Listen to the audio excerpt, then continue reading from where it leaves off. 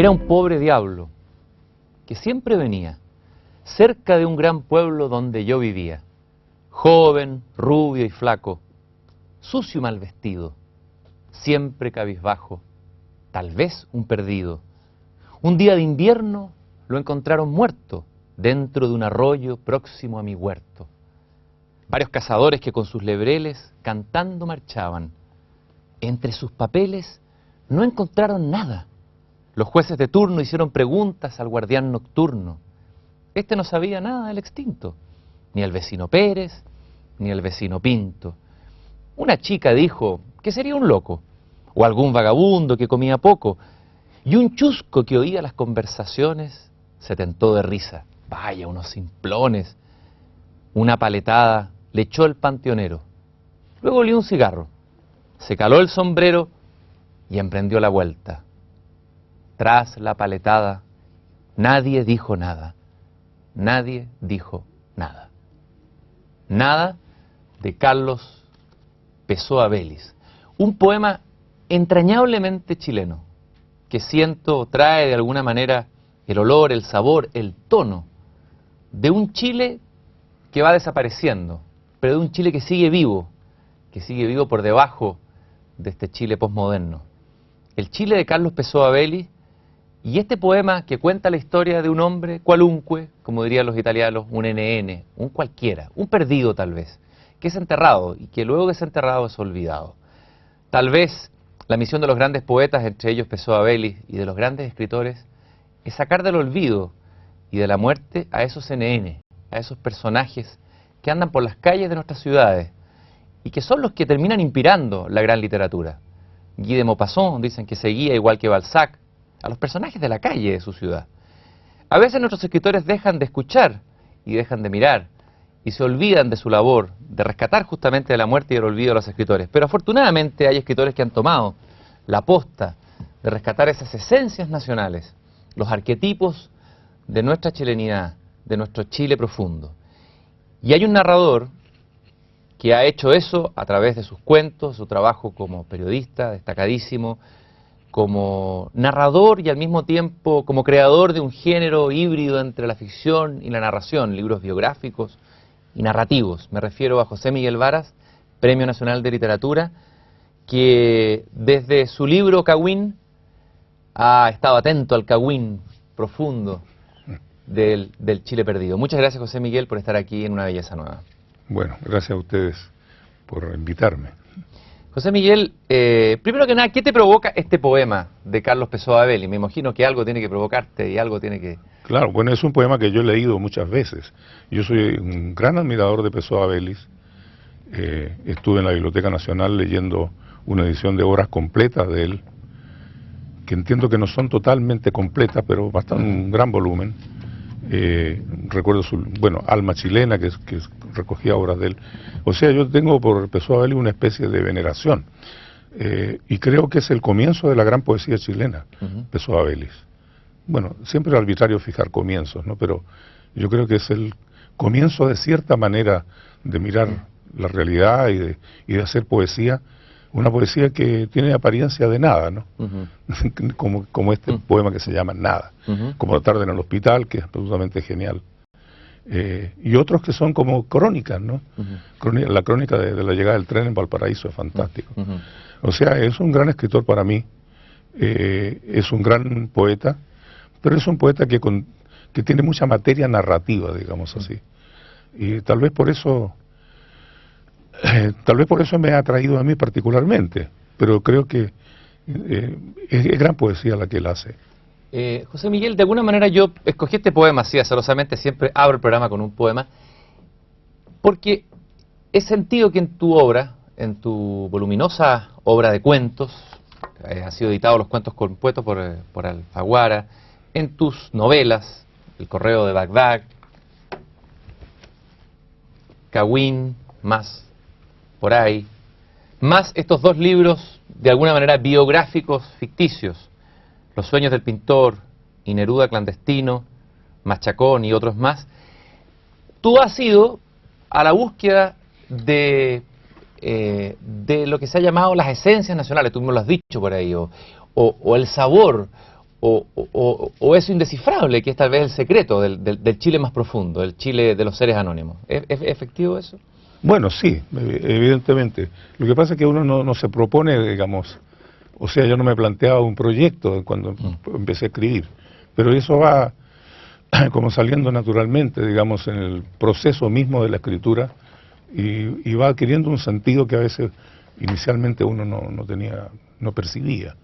Pero claro, hay una curiosidad personal, digamos, por los destinos ajenos y por los destinos no necesariamente de los personajes importantes, sino exactamente al revés, de los no importantes, de los anónimos, de los que son olvidados, de los que no son nunca titulares de prensa, y de que tienen unas vidas a veces duras, difíciles o simplemente opacas. Entonces ahí yo he buscado siempre, de hecho me doy cuenta que hay una tendencia a buscar por ese lado, digamos, la verdad literaria. Y eso tendría que ver mucho con la formación que uno ha tenido en sus lecturas, porque finalmente uno, quiéralo o no, y aunque se crea muy original, es una especie de mosaico de lecturas y uno funciona bastante con ecos literarios de otros, como digo, aunque crea que no, o aunque trate de que no sea así. A propósito de lo que tú me dices, me acordé de este caballero, que traje aquí la fotografía, me imagino que lo conoces, que es Anton Chejov. Claro. Y lo traje por tu cercanía por los rusos y por Rusia, ya hablaremos de eso, por su literatura y por su historia. Este escritor, este médico, tuvo esa maravillosa capacidad, que tal vez fue bastante inaugural, creo yo, en la literatura y en el cuento, de tirarse para atrás para escuchar y hacer florecer esas vidas opacas y transformarlas en gran materia literaria.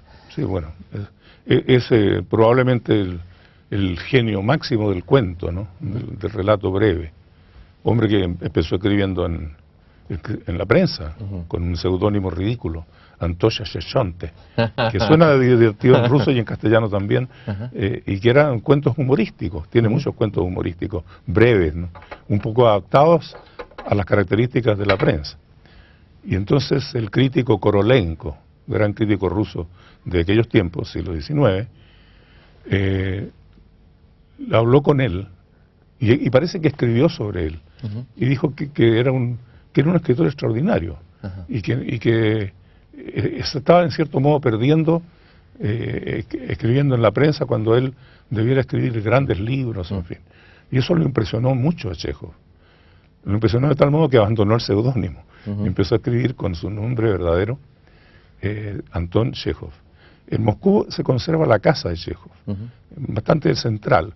Una casa muy pequeña, de 2 pisos, pero tiene poco más que el ancho de una habitación, digamos. Sube una escalera y en la puerta dice Anton Chejov, médico, que era su profesión, era su estudio, digamos así, ¿no? Muy modesto.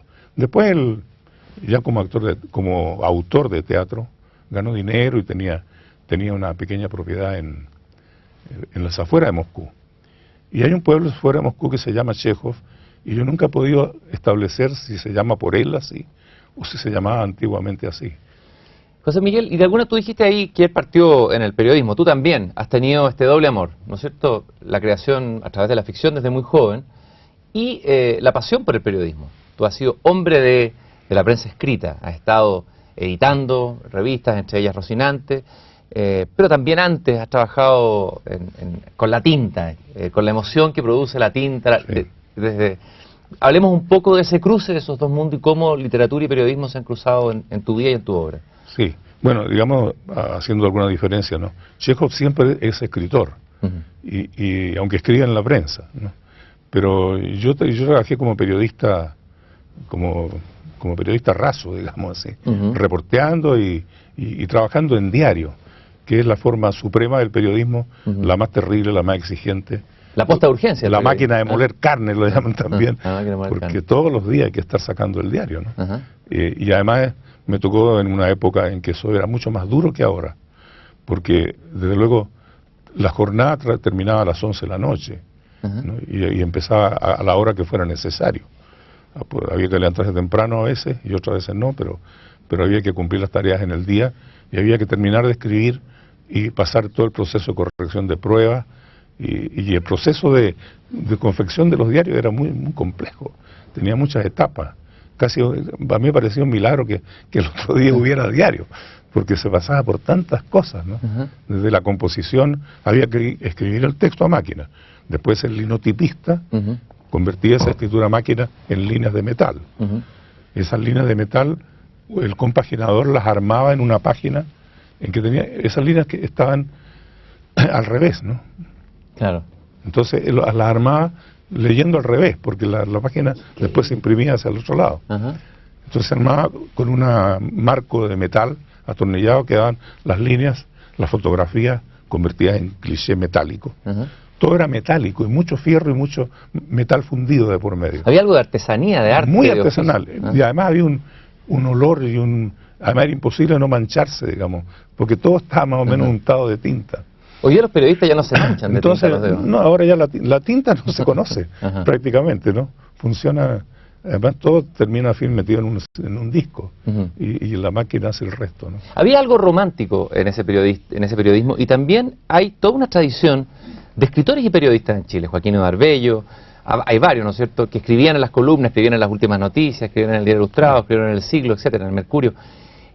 ¿Cómo se daba esa confluencia y ese cruce entre esos dos mundos, un mundo muy rico, de frontera entre periodismo y literatura? Sí, bueno, muchos escritores chilenos escribieron en la prensa, y yo diría casi la mayoría de los escritores grandes, ¿no?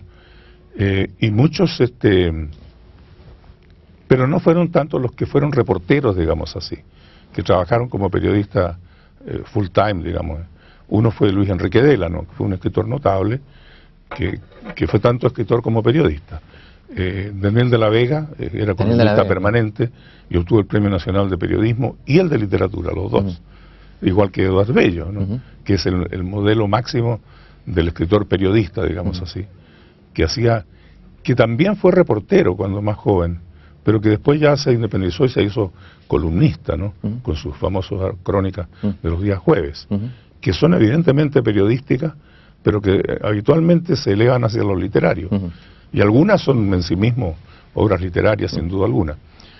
En fin, y Manuel Rojas, yo estoy ahora como profesor guía de 3 jóvenes que están preparando su tesis de periodistas sobre Manuel Rojas como periodista.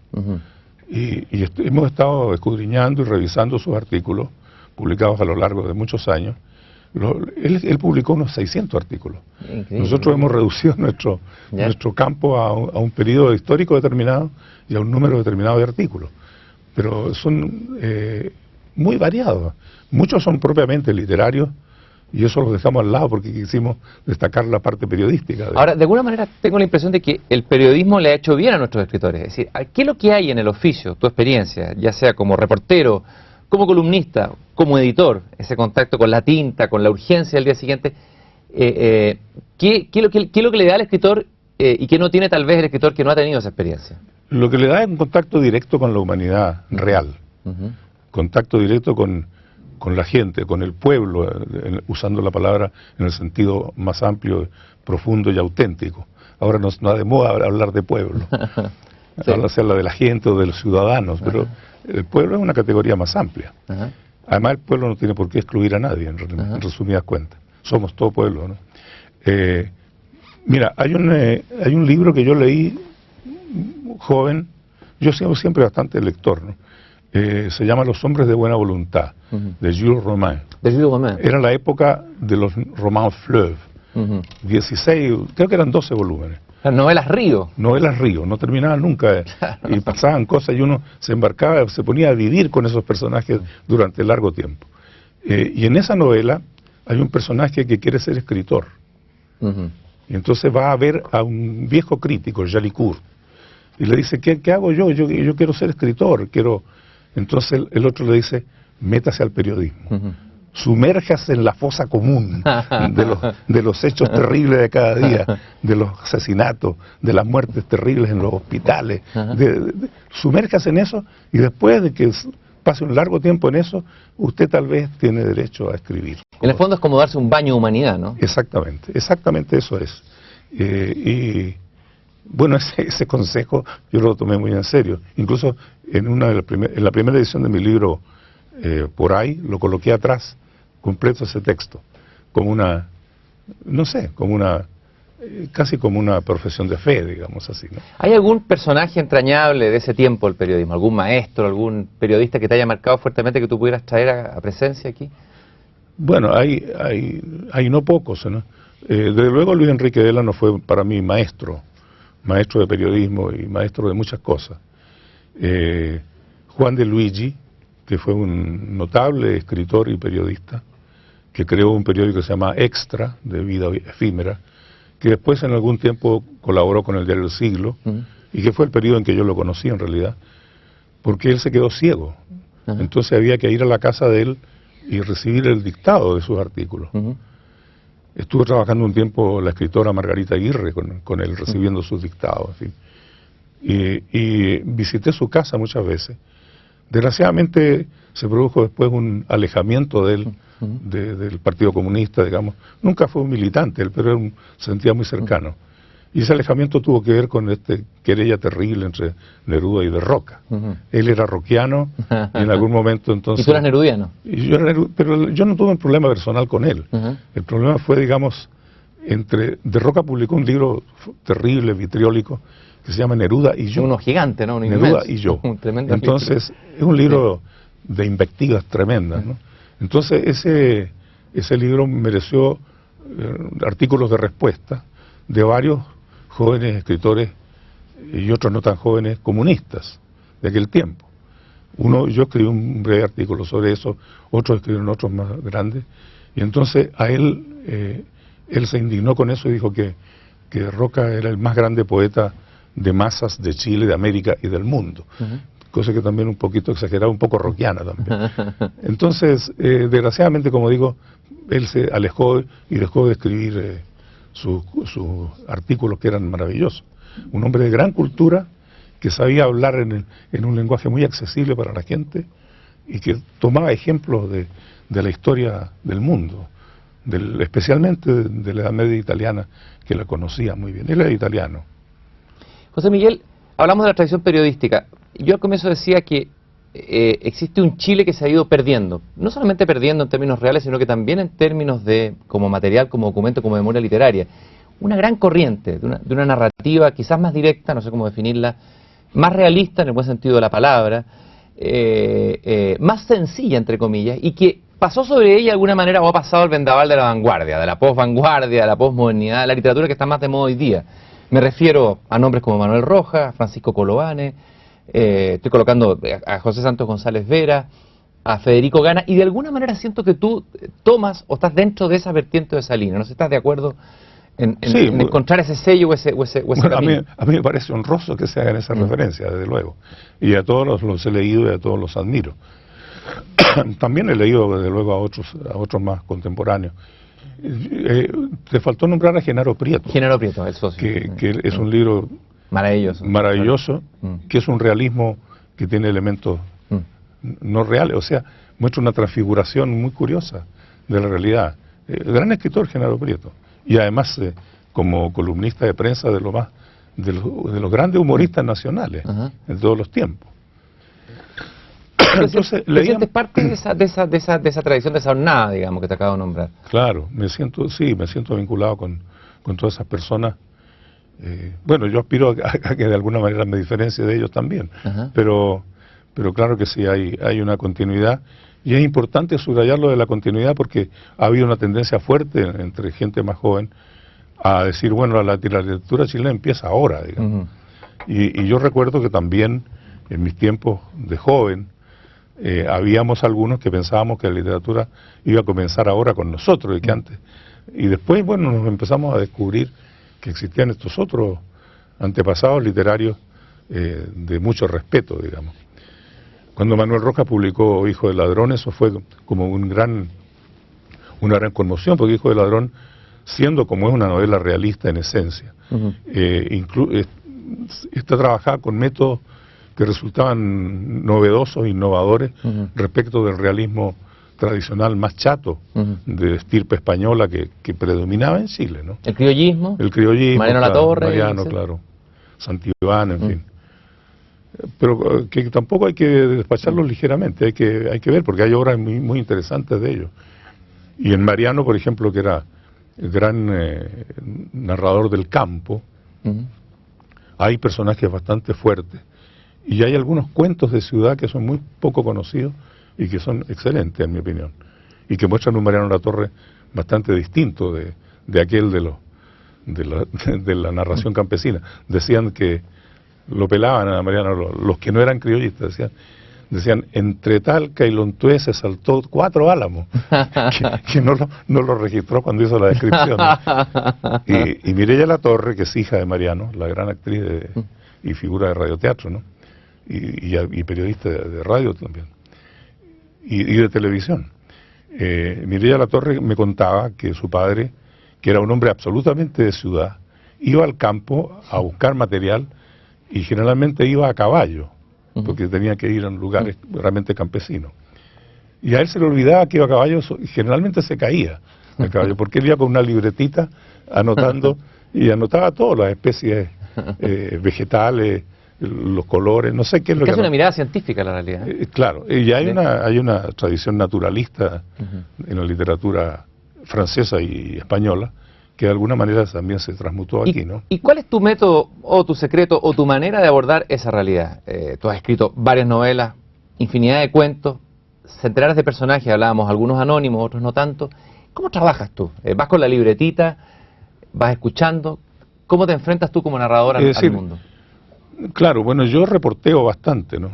Reporteo bastante, pero a la hora de ponerme a escribir yo no tengo a la vista generalmente apuntes, salvo que algún detalle que sea importante, pero mi método no es tan reporteril, digamos, ni tampoco es tan científico.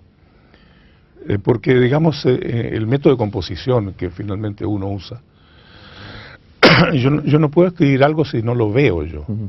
O sea, yo necesito ver una película, digamos, mental, y esa película la veo completa, con los diálogos, con todo. Y después lo único trabajo es ponerla en el papel, digamos, describir eso. Entonces, si lo que yo escribo no se ajusta a esa visión que yo tengo, no está bien, siento que tengo que seguir adelante. Y ahora que estoy haciendo una novela, de repente, en la etapa que estoy, justamente tengo algunas dificultades, porque no logro visualizar bien las escenas que vienen. Entonces, esto no es ningún método, no lo puedo patentar, no sé en qué consiste, pero es una manera, o sea, desde luego que en esa visión, porque digamos, yo parto siempre de lo visual, esa es la realidad, ¿no? Lo visual no excluye lo sonoro también, ¿no? Pero digamos, en esa manera cinematográfica, podríamos decir así, mental, de concebir el asunto, hay momentos en que no está muy claro qué es lo que debe pasar, cómo, digamos, hay una zona oscura, digamos. Hay una zona oscura y esa zona hay que despejarla, y eso a veces no es tan fácil. Tu literatura de alguna manera se ha ido encontrando con lectores. Los lectores tuyos son lectores fanáticos. Yo mismo te contaba antes, a partir del programa, que releyendo tu obra me he convertido en un adicto a tus cuentos. Algo pasa con tus libros, y es que desde luego conmueven a través del humor. Son libros donde hay mucho humor, humor que viene de mucha ternura, también hay tristeza, pero siempre está el humor, que es un elemento tremendamente chileno. Te hablabas recién del ejemplo de Genaro Prieto. Y son libros que el lector agradece, donde pareciera que el escritor se hace transparente, desaparece, no es un yo omnipresente, sino que más bien es una especie de testigo. Y yo creo que los cuentos completos es una verdadera fiesta. Y entre todos los lectores tú tienes un lector que es tu lector fanático, y él se autodefine a sí mismo como tu lector emérito o benemérito, y es el poeta y Premio Nacional de Literatura Armando Uribe. Y quiero que escuchemos lo que nos dijo Armando Uribe cuando lo fuimos a visitar y le fuimos a preguntar a él como lector por qué su pasión por tus libros. La verdad es que yo podría ser un lector emérito de Vara, no porque tenga mérito yo, sino que porque lo leo desde hace muchísimas décadas y lo leo con gran interés siempre. Es un escritor cuya obra está cercana a mí, aún antes de haberlo conocido. Cuando pasé a conocerlo, claro, ya tuve más motivos para interesarme en su literatura, porque él es una persona muy interesante, de una discreción suma, pero a la vez de juicios penetrantes cuando los da. Ahora, su obra para mí fue, desde el comienzo, una obra de un gran cuentista. Y de hecho considero que los cuentos de José Miguel Vara son, publicados ya, el mayor número de cuentos que haya publicado ningún autor chileno. Y considero, en mi opinión personal, considero de que Varas es el más grande cuentista que ha habido en Chile, hasta ahora.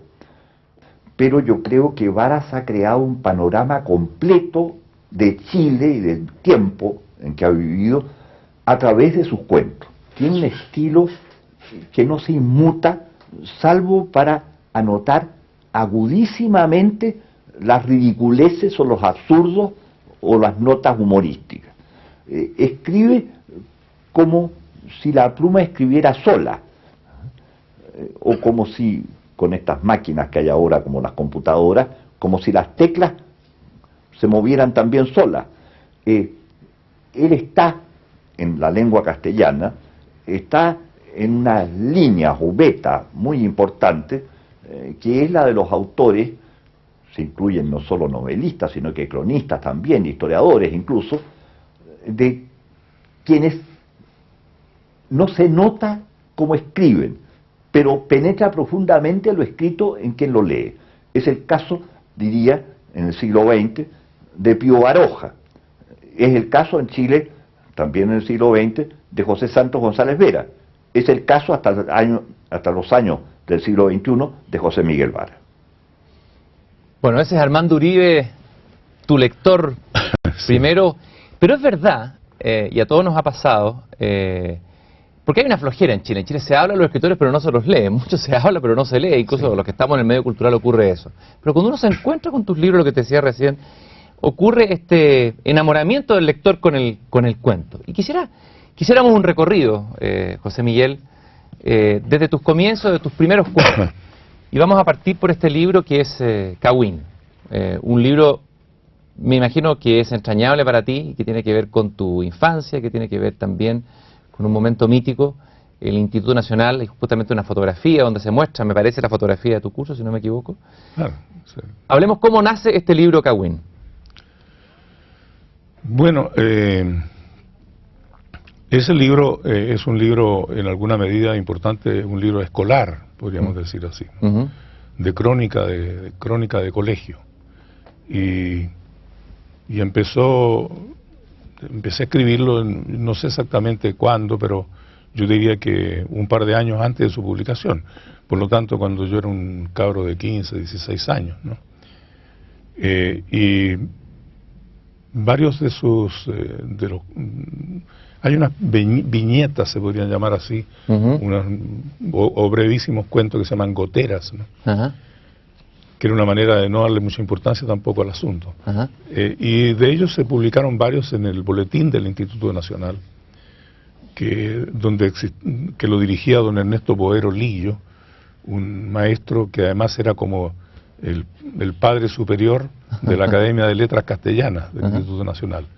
En realidad era el hombre que el instituto ponía como para supervigilar esta academia, que era de los estudiantes. Él nunca intervino para nada en la academia, nunca puso ningún freno, tampoco creo que fuera necesario. Era una presencia ahí tutelar, y además era un hombre que nos ayudó mucho a aprender a leer. Me instó a mí a leer Los Miserables, por ejemplo, que yo no había leído. ¿Cuáles fueron las lecturas que te conmovieron en esa época, las que te marcaron? Hay lecturas que a uno lo marcan a sangre y fuego justamente en esa etapa, en la etapa de la adolescencia.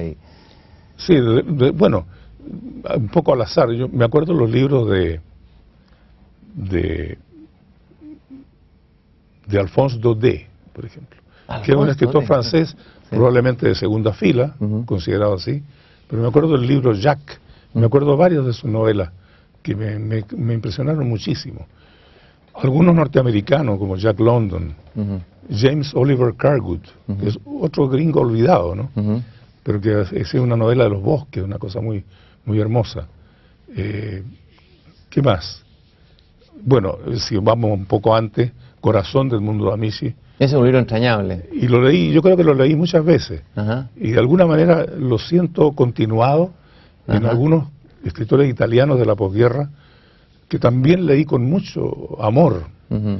como Vasco Pratolini, por ejemplo, que tiene un libro precioso que se llama Crónica de mi familia, que es como El Corazón del Mundo Amici, pero transmutado a una época muy diferente, y con el cual se hizo una película maravillosa en los tiempos del neorrealismo italiano. Y Carlo Levi Ujú. y Alberto Moravia. De alguna manera el neorrealismo italiano ha sido un sustrato, un fermento en tu, Yo creo que en tu sí. estilística. Yo creo ¿En que qué me sentido? Yo creo que me marcó muchísimo Ujú. la experiencia de ese cine en esos años 50, ¿no? Y la experiencia paralela de la literatura de la cual ese cine se nutría, porque Carlo Levi, Moravia, fueron también, dieron material para películas memorables, aunque otras tenían, qué sé yo, sus propios guionistas como Vittorio De Sica, bueno, en ¿Y fin. qué es lo que te interesaba o te interesa a ti el neorrealismo italiano en relación a lo literario?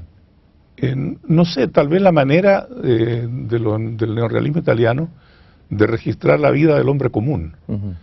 y de registrar algo que más difícil, que es la poesía de la vida cotidiana, Ujú. aún en medio de la pobreza, Ujú. de las pellejerías. Ujú. Me acuerdo de la película El Ferroviario de Fermi, Ujú. que es la vida de un obrero, que el obrero por primera vez, creo yo, aparece en el cine ya con papeles protagónicos en el neorrealismo italiano.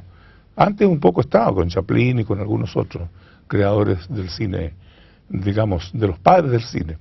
Pero ahí como que se descubre que el proletario tiene alma, digamos, Ujú.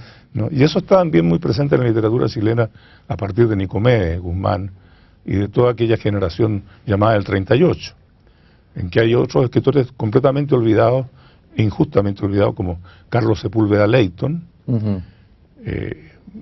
bueno, varios otros que en este minuto no me acuden a la memoria, escritores, digamos, que hicieron que descubriéramos a otro tipo de chileno más modesto, más anónimo, un poco he sentido siempre la necesidad como de revelar las vidas anónimas De revelar y las la vidas- curiosidad por meterme en la vida de los demás. Bueno, eso, Eres un curioso sí, claro, por naturaleza. claro. ¿Qué es lo que más te apasiona de la vida anónima? ¿Qué te gusta buscar? ¿O qué te gusta escuchar o ver o buscar o ir detrás de qué? No sé, no lo puedo definir muy bien. Bueno, el drama, ¿no? La intensidad de los sentimientos. No sé, es como que la educación formal que recibimos y la educación que recibimos, digamos, en nuestro medio social, de alguna manera pone un barniz por encima de los sentimientos, Ujú. como que los oculta, los suaviza o los expresa de una manera mediatizada, digamos. Ujú. Y en el mundo popular como que todo es más directo y más crudo. Ujú. Eso es un factor de atracción también por eso, ¿no? Tú has dicho por ahí que tú has ido detrás de las esencias nacionales. Es decir, eres alguien que realmente ha hecho un retrato a través de centenares de cuentos. Armando Uribe decía que tú has escrito la mayor cantidad de cuentos que haya escrito un cuentista, no sé si en idioma dijo, parece, o en Chile. En Chile. Es decir, has tomado todos los mundos, desde el mundo de los burócratas, de la oficina, el mundo de la radio, el mundo de la prensa, el mundo popular, el mundo...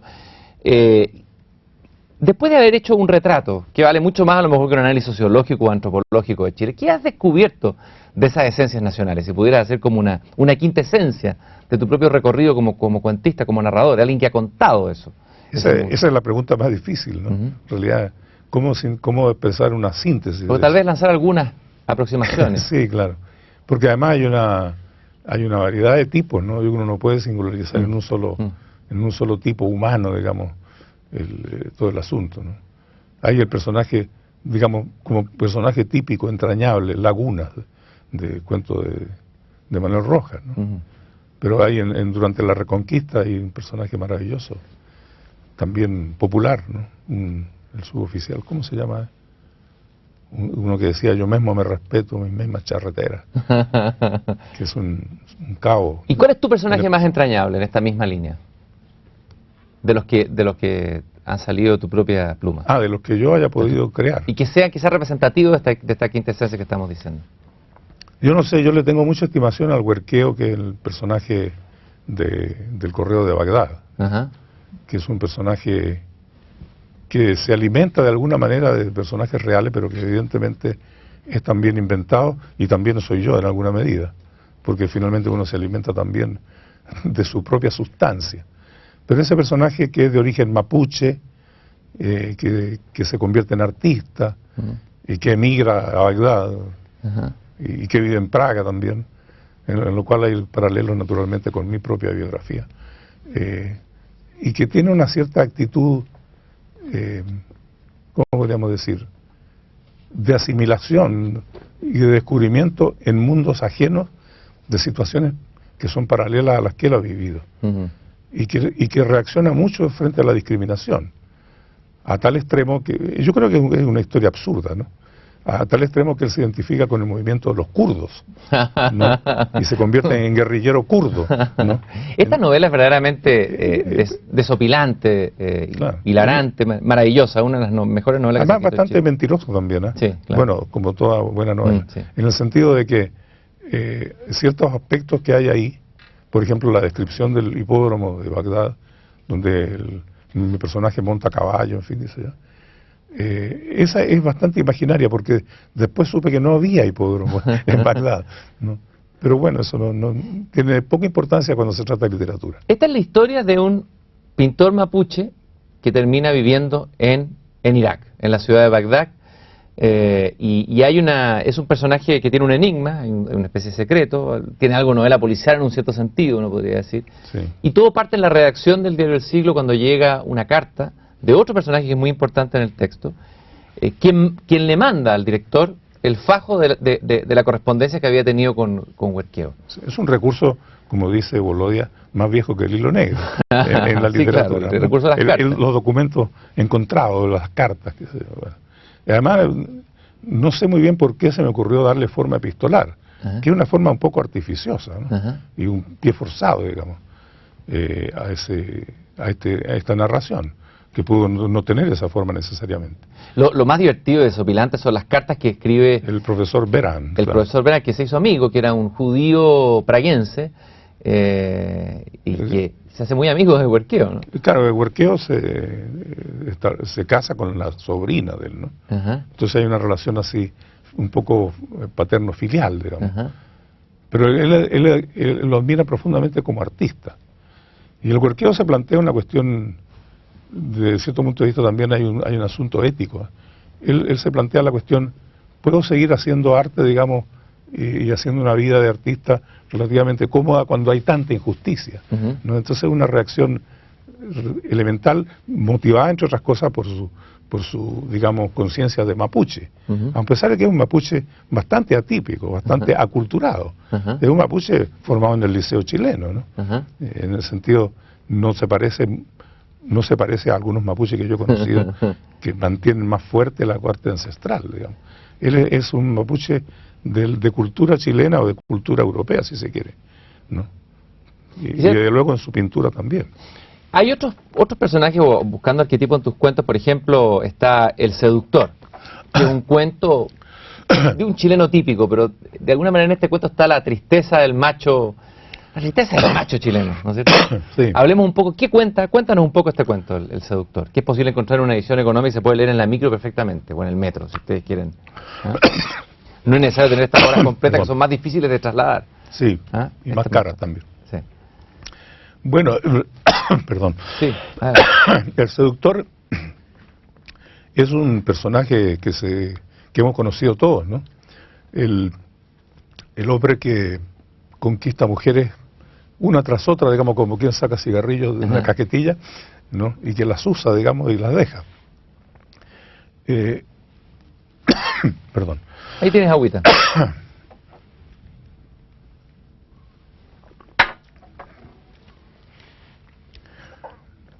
Bueno, es un seductor que tiene un ámbito, porque los seductores necesitan un ámbito de fama en torno de ellos, ¿no? En ese sentido es un Don Juan más o menos clásico, ¿no?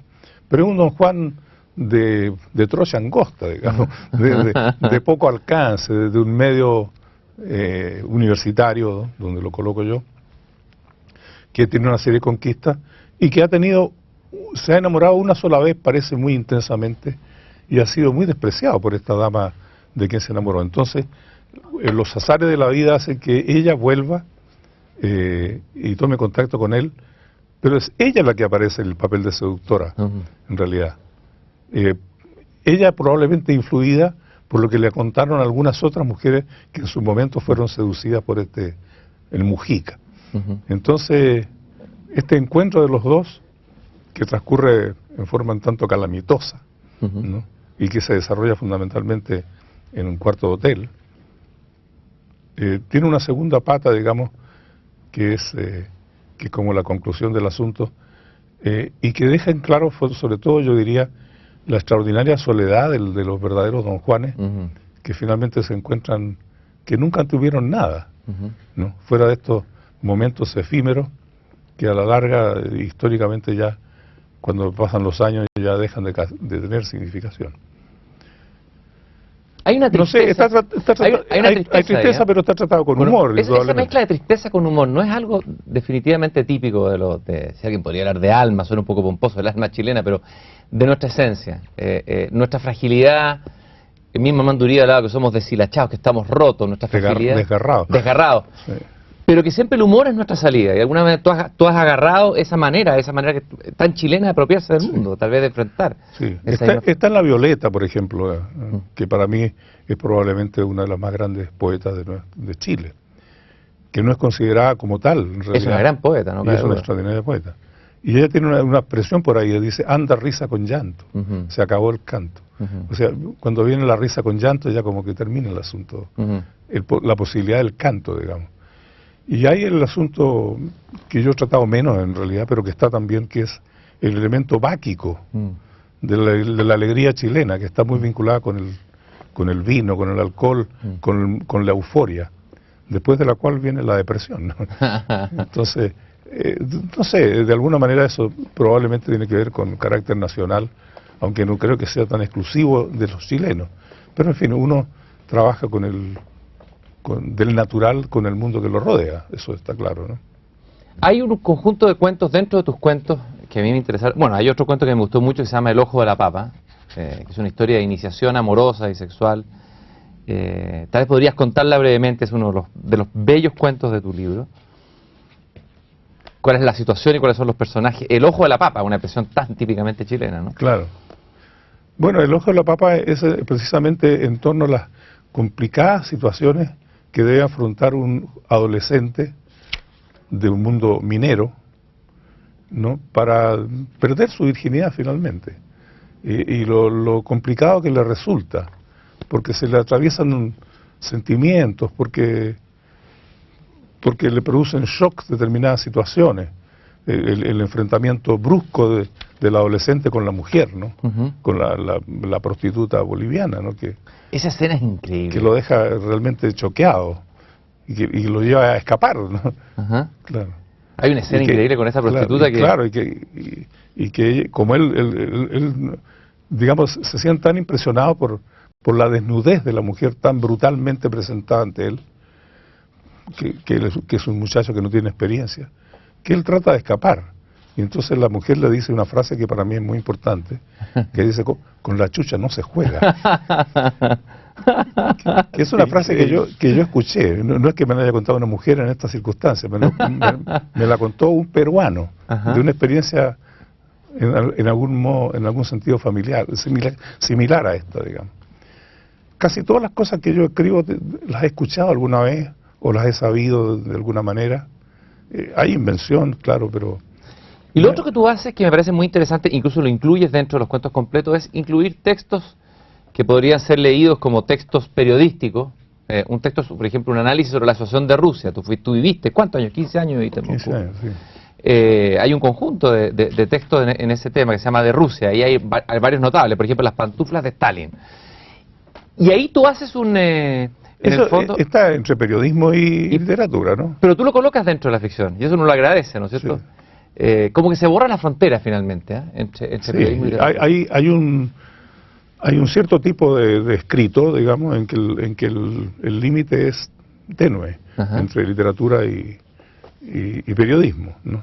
Y hay estupendos cuentistas como Leonardo Sciascia, que también admiro mucho, que la gente dice que es italiano, pero él precisa que es siciliano, Siciliano, sí, que claro. no es lo mismo, y que él dice que Sicilia es un país de América Latina, que es trasplantado, ¿no? Bueno, este hombre muchas veces empieza haciendo una crónica incluso histórica, y después eso desemboca en una narración propiamente literaria. No es el único que lo hace, pero digamos, pienso que es posible eso, y de alguna manera caigo en eso también, ¿no? O lo hago, con mayor o menor intención, digamos. Como vamos a hablar ahora del mundo ruso, este se llama Sección Rusa de José Miguel Vara. Hemos traído aquí Una matrioshka. una matrioshka. Háblanos un poco, como tú apareces en la portada, lo vimos acá con una matrioshka. A ver, ¿qué es una matrioshka, primero que nada? Bueno, la matrioshka es una muñeca tradicional rusa de madera que tiene una particularidad muy notable que yo llamaría filosófica.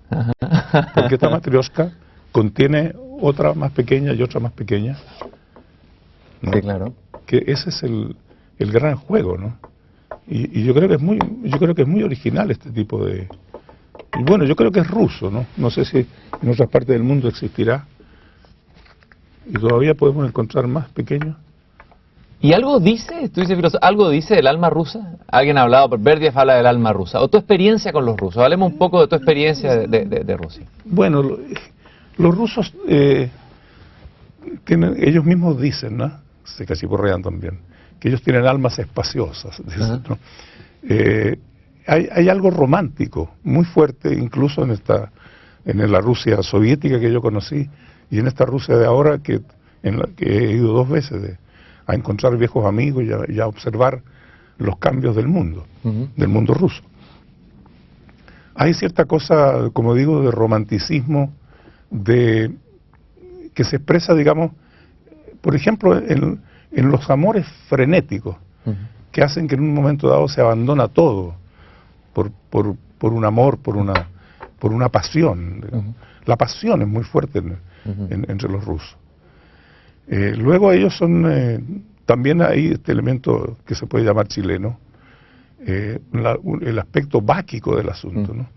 O sea, vivir determinado momento de amistad como si fuera la amistad para grande. Siempre, el más grande.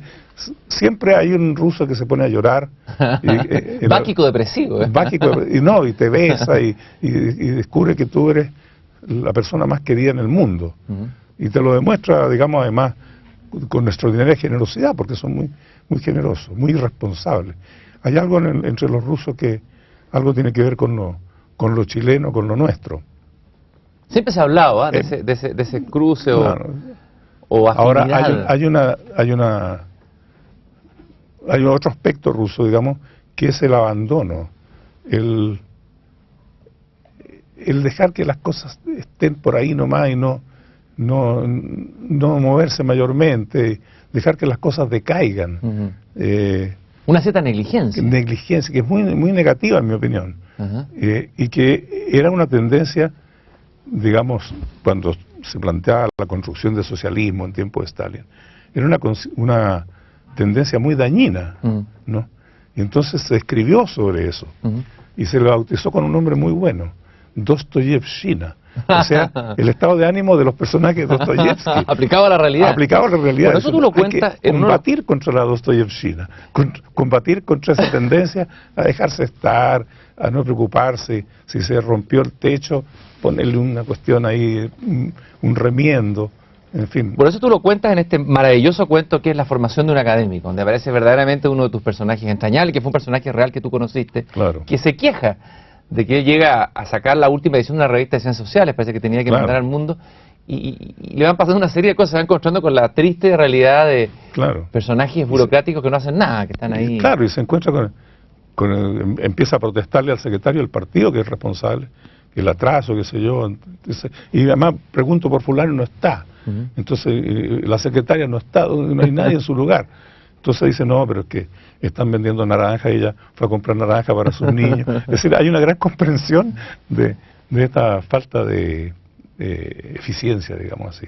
Y o eso, sea, en el fondo, eso es un rasgo que existe, evidentemente, entre los rusos, aunque se haya convertido mucho y aunque de todas maneras se haya desarrollado una industria moderna. entonces era imposible la utopía finalmente, porque construir un modelo de tal envergadura requería una fuerza de voluntad y una sistematicidad. O sea, a lo mejor era imposible el modelo aplicarlo, por eso fracasó finalmente, ¿no? Claro, yo no sé si, porque el modelo teóricamente se podría haber aplicado con más eficiencia entre los alemanes, y tampoco resultó mucho, ¿no? Hay otro problema ahí, más profundo. ¿Cuál es el problema más profundo? Para ti, que creíste en este sueño, te la jugaste, a pesar de que en tus libros, verdaderamente yo no he leído críticas o parodias o risotadas más grandes sobre lo que fue el estalinismo, incluso sobre lo que fue el Partido Comunista de alguna manera, hay una cantidad de guiños humorísticos, satíricos, pero sin embargo tú fuiste fiel a tu sueño y permaneciste leal a tu sueño hasta lo último que se pudo. ¿Cómo fue para ti el desmoronamiento de esto, digamos? La cara triste de la Matioshka, ¿no es cierto? Claro, bueno, es una experiencia bastante fuerte. Desde luego, a lo largo de 15 años, yo fui testigo de un proceso de deterioro evidente. En Moscú, ¿no? De muchas, claro, en Moscú y en algunas otras partes de Rusia, pero fundamentalmente en Moscú. Un proceso de deterioro muy grande del sistema, digamos así, y un proceso de desarrollo galopante de la corrupción, que antes no era, en primer lugar, no tenía ese grado, según me dice la gente de los mismos rusos, y en segundo lugar era menos perceptible para los extranjeros, pero ya estando ahí metido, hablando ruso, qué sé yo, y chocando a cada instante con diferentes expresiones, entonces uno veía que en general la gente no estaba convencida. O sea, había también, y los había muy convencidos, comunistas, digamos, románticos, si se quiere, y incluso diría altruistas, gente que se sacrificaba, en fin. Pero todo eso se fue perdiendo la épica, se fue perdiendo el entusiasmo. Y en este proceso de deterioro, de degradación,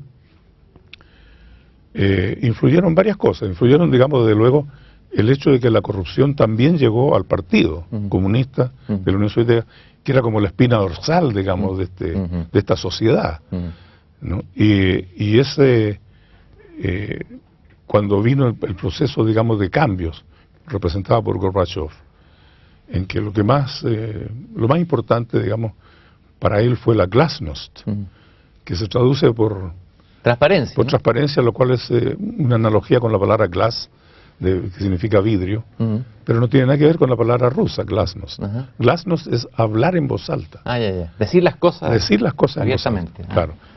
Entonces, esta glasnost significó que la televisión, con toda la fuerza que tiene la televisión, empezó todos los días a mostrar cosas que antes no se mostraban y a hacer grandes programas de denuncia de la corrupción del aparato del partido en regiones completas. Y entonces, y además de eso, a mostrar también en reportajes históricos y con testimonios de sobrevivientes lo que habían sido las barbaridades más terribles del periodo de Stalin. Basta leer el libro. Entonces el deterioro, digamos, el desgaste político que produjeron ese corto periodo de la glasnost a través de la prensa y de la televisión, creo que fue decisivo en ese derrumbe que nadie podía explicarse y que la CIA tomó por sorpresa a los agudos espías de la CIA porque no se esperaban. Eso era como un castillo de naipes y se hundió de golpe. Se derrumbó. Las termitas habían hecho su trabajo por dentro. Exacto, exactamente. José Miguel, en el último minuto que nos queda, los grandes sueños épicos se derrumbaron, pero se sostienen los sueños del arte. Y hay un libro hermosísimo que no puedo dejar de mencionar brevemente, Los sueños del pintor, donde tú rescatas la figura de un amigo, pintor, pero también gran narrador oral, que se llama Julio Escames. Un personaje que tiene que ver con un mundo también. Brevemente dime, ¿qué trataste de hacer en esta especie de libro biográfico, ficción, periodístico? Bueno, mi primer proyecto era escribir solamente los sueños de Escames, ¿no? Porque Escames es un hombre que sueña mucho y que cuenta maravillosamente bien los sueños, los redondea, hace un trabajo literario con sus propios sueños. Y se formaba un auditorio alrededor de él para escuchar sus sueños. Y algunos los escuchamos varias veces y se los pedíamos. Había sueños ya clásicos, digamos, como el sueño del alambre, por ejemplo, que está ahí. Entonces era conveniente, se le pedía que lo contara de nuevo. Y lo contaba con variantes, además. Entonces, yo quería hacer ese libro, ¿no?, de los sueños de Escámez. Empezaba en un libro breve, digamos, pero una sucesión de sueños. ¿Cuál es el sueño del alambre, José Miguel? ¿Podrías contarlo?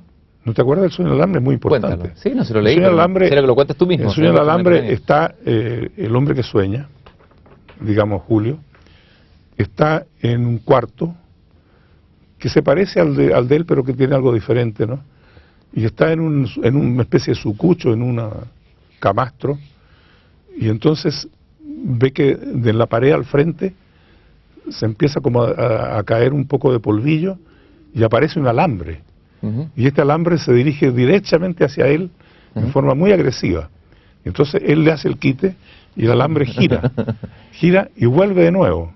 Y él vuelve a hacerle el quite y entonces el alambre sigue dando vueltas y empieza a llenar la habitación de estas volutas de alambre en que él va siempre esquivando la punta que lo quiere, que es como una serpiente que lo ataca, ¿no? Y entonces esto va llegando a una situación insostenible porque ya prácticamente toda la habitación está llena de este alambre acerado terrible, y ve que no hay escapatoria, hasta que en un momento dado el alambre viene directamente y se da cuenta de que es hueco. Y entonces él se mete por adentro del alambre. Qué extraordinario, es un cuento fantástico, extraordinario. Claro. Bueno, de alguna manera... Es una genialidad de Julio Escámez. Lo que tú has hecho es rescatar este pintor extraordinario, esta figura de este Chile que de repente se nos va de las manos. Es el trabajo que tú has hecho a través de tu magnífica cuento, literatura y periodismo. Traernos a presencia, con mucho humor, con mucha vitalidad y con mucha finura también de escritura, un Chile profundo, que ojalá siga vivo por mucho tiempo a través de tu escritura. Yo te quiero agradecer muchísimo, José Miguel, haber estado aquí en una belleza nueva, en esta agradable conversación. Bueno, yo agradezco los adjetivos y agradezco la oportunidad también de conversar con las personas que miran este programa. Gracias.